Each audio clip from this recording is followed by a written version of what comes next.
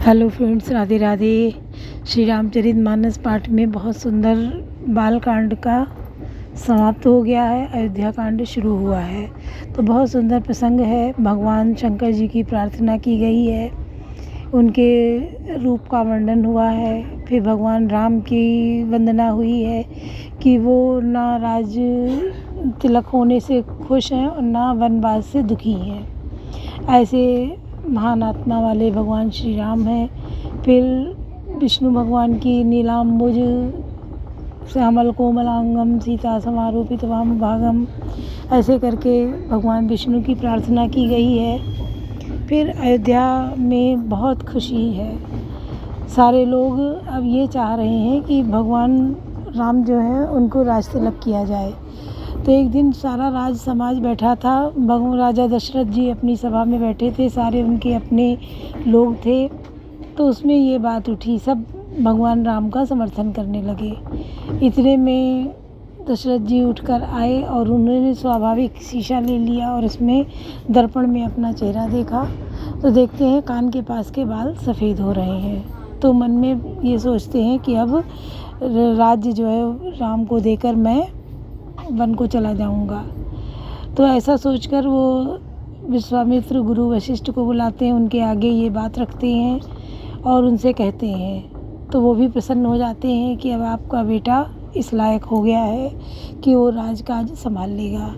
तो ऐसी प्रार्थना करके राज तिलक की तैयारी करी जाती है। सारे नगर को सजाने की व्यवस्था हो जाती है, सारा नगर सजाया जाता है इस तरीके से कि शुभ फल देने वाले, शुभ दर्शन से ही शुभता प्रतीत हो, ऐसे पेड़ों को केले का और नारियल का और ये सुपारी का, इन सब के फल लदे हुए फलों के साथ पेड़ लगाए गए हैं। जगह जगह अयोध्यापुरी सजाई गई है। तो सुनिए, बहुत सुंदर वर्णन है। श्री रामचरितमानस पाठ। श्री गणेशाय नमः। श्री जानकी वल्लभो विजयते। श्री रामचरितमानस द्वितीय सोपान, अयोध्या कांड। श्लोक। यस्यांके च विभाति भूधर सुता देव पगा मस्तके भाले बाल विदुर्गले च गरलं यस्योरसि व्यालराट सोऽयं भूति विभूषणः सुरवरः सर्वाधिपः सर्वदा सर्वः सर्वगतः शिवः शशिनिभः श्रीशंकरः पातु माम्। जिनकी गोद में हिमाचल सुता पार्वती जी, मस्तक पर गंगा जी, ललाट पर द्वितीया का चंद्रमा, कंठ में हलाहल विष और वक्षस्थल पर सर्पराज शेष जी सुशोभित हैं। वे भस्म से विभूषित देवताओं में श्रेष्ठ, सर्वेश्वर, संहार करता या भक्तों के पापनाशक, सर्वव्यापक कल्याण रूप चंद्रमा के समान शुभ्रवर्ण श्री शंकर जी सदा मेरी रक्षा करें।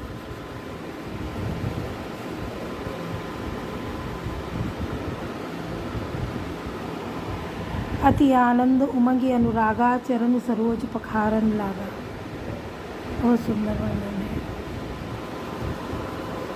प्रसन्नताम यानागताभिषेकतस्तथा नामं लेवन वासुदुक्ता मुखाम्बुज श्री रघुनंदनस्य मे सदास्तु सा मंजुल मंगल प्रदा। रघुकुल को आनंद देने वाले श्री रामचंद्र जी के मुखारबिंद की जो शोभा राज्याभिषेक से राज्याभिषेक की बात सुनकर ना तो प्रसन्नता को प्राप्त हुई और ना वनवास के दुख से मलिन हुई, वह मुख कमल की छवि मेरे लिए सदा सुंदर मंगलों की देने वाली हो। नीलाम्बुज श्यामल कोमलांगम सीता समारोपित वाम भागम पाणो महासायक चारु चापम नमामि रामम रघुवंशनाथम। नीले कमल के समान श्याम और कोमल जिनके अंग हैं, श्री सीता जी जिनके वाम अंग में विराजमान हैं और जिनके हाथ में क्रमशः अमोघ बाण और धनुष, सुंदर धनुष है, उन रघुवंश के स्वामी श्री रामचंद्र जी को मैं नमस्कार करता हूँ। कवन सुकाज कठिन जग माही, जो नहीं हो हितात तुम पाही। श्री गुरु चरण सरोज रज निज मन मुकुर सुधार्य, वरनौ रघुबर विमल जसु जो दायक फलचार्य। कवन सुकाज कठिन जग माही, जो नहीं हुई तात तुम पाही।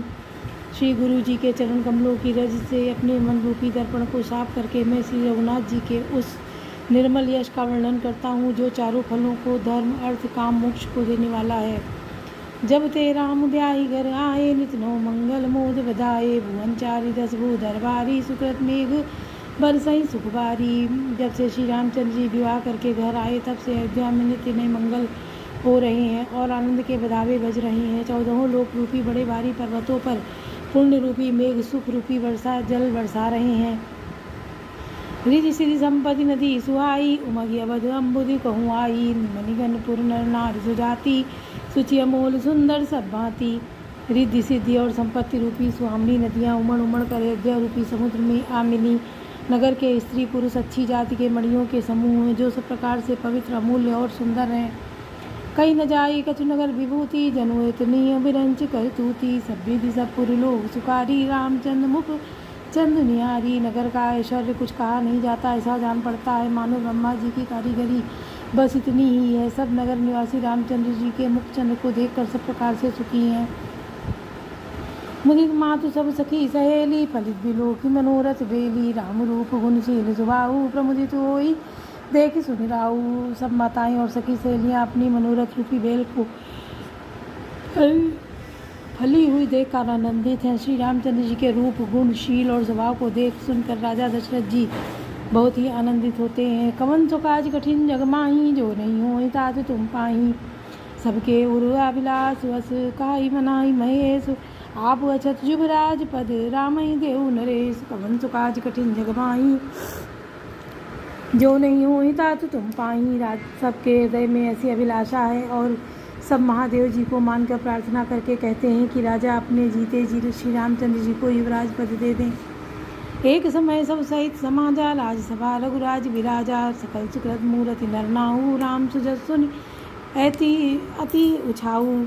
एक समय रघुकुल के राजा दशरथ जी अपने सारे समाज सहित राजसभा में विराजमान थे। महाराज समस्त पुण्यों की मूर्ति हैं, उन्हें श्री रामचंद्र जी का सुंदर यश सुनकर अत्यंत आनंद हो रहा है।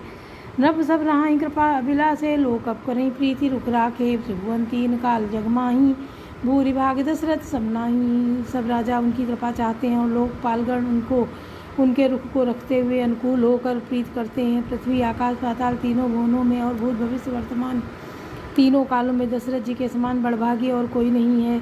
मंगल मूल राम सुत जासु, जो कछु कहिए सो थोर सब तासु। राय सुबाय मुकुर कर लीना, मदन बिलोक मुकुट समकीना। मंगलों के मूल श्री रामचंद्र जी जिनके पुत्र हैं, उनके लिए जो कुछ कहा जाए सब थोड़ा है। राजा ने स्वाभाविक ही हाथ में दर्पण ले लिया और उसमें अपना मुंह देखकर मुकुट को सीधा किया। श्रवण समीप भय सिय केसा, मनो जरठ पनु अस उपदेशा। नव जुबराज राम कहूँ देहु, जीवन जन्म लाऊ किन लेहु। देखा कि कानों के पास बाल सफ़ेद हो गए हैं, मानो बुढ़ापा ऐसा उपदेश दे रहा है कि हे राजन, श्री रामचंद्र जी को युवराज पद देकर अपने जीवन और जन्म का लाभ क्यों नहीं लेते। कवन सो काज कठिन जग माही, जो नहीं हो तात तुम पाही। या विचारू रुआनि नृप सुदिन सुअवसर पाए, प्रेम पुलकितन मुदित मन गुरहि सुनायउ जाय। कवन सो काज कठिन जग माही, जो नहीं हो तात तुम पाही। हृदय में यह विचार लाकर युवराज पद देने का निश्चय कर राजा दशरथ जी ने शुभ दिन और सुंदर समय पाकर प्रेम से पुलकित शरीर हो आनंद मग्न मन में अवसे गुरु वशिष्ठ जी को सुनाया। काय भुआल सुनिय मुनिनायक, भये राम सब विधि सब लायक। सेवक सचिव सकल पुरवासी, जे हमरे हरि मित्र उदासी। राजा ने कहा, हे मुनिराज, कृपया यह निवेदन सुनिए। श्री रामचंद्र अब सब प्रकार से सब योग्य हो गए हैं। सेवक मंत्री सब नगर निवासी और जो हमारे शत्रु मित्र या उदासीन हैं, सबई राम प्रिय जय विधि मोही। प्रभु असीस जन तनु धन सोई, विप्र सहित परिवार गोसाई। करई छो सब रहो राई। सभी को श्री रामचंद्र जी वैसे ही प्रिय हैं जैसे मुझको उनके रूप में आपका आशीर्वाद ही मानो शरीर धारण करके शोभित हो रहा है। हे स्वामी, सारे ब्राह्मण परिवार सहित आपके ही समान उन पर स्नेह करते हैं। जय गुरु चरण रेणु सिर धरही, ते जनु सकल विभव बस करही। मोहि सम यऊ अनुभव न दूजे, सब पायऊ रज पामनि पूजे। जो लोग गुरु के चरणों की रज मस्तक पर धारण करते हैं, वे मानो समस्त ऐश्वर्य को अपने वश में कर लेते हैं। इनका अनुभव मेरे समान दूसरे किसी राजा का नहीं है। आपकी पवित्र चरण रज की पूजा करके मैंने सब कुछ पा लिया। अब अभिलाष एक मन मोरे, पूजी नाथ अनुग्रह तोरे। मन प्रसन्न लखि सहज सनेहु, कयो नरेश रजाय सुदेहु। अब मेरे मन में एक ही अभिलाषा है कि हे नाथ, वह भी आप ही के अनुग्रह से पूरी होगी। राजा का सहज प्रेम देखकर मुनि ने प्रसन्न होकर कहा, नरेश आज्ञा दीजिए, कहिए क्या अभिलाषा है। कवन सो काज कठिन जग माही, जो नहीं हो तात तुम पाही। राजन राउर नाम जसु, सब अभिमत दातार, फल अनुगामी महिप मने, मन अभिलाष तुम्हार। कवन सो काज कठिन जग माही, जो नहीं हो तात तुम पाही। हे राजन, आपका नाम और यश ही संपूर्ण मनचाही वस्तुओं को देने वाला है। हे राजाओं के मुकुटमणि, आपके मन की अभिलाषा फल का अनुमान करती है, अर्थात आपकी इच्छा करने के पहले ही फल उत्पन्न हो जाता है। कवन सो बोलो सियावर रामचंद्र की जय, पवन सुत हनुमान की जय, लाडले लखन लाल की जय।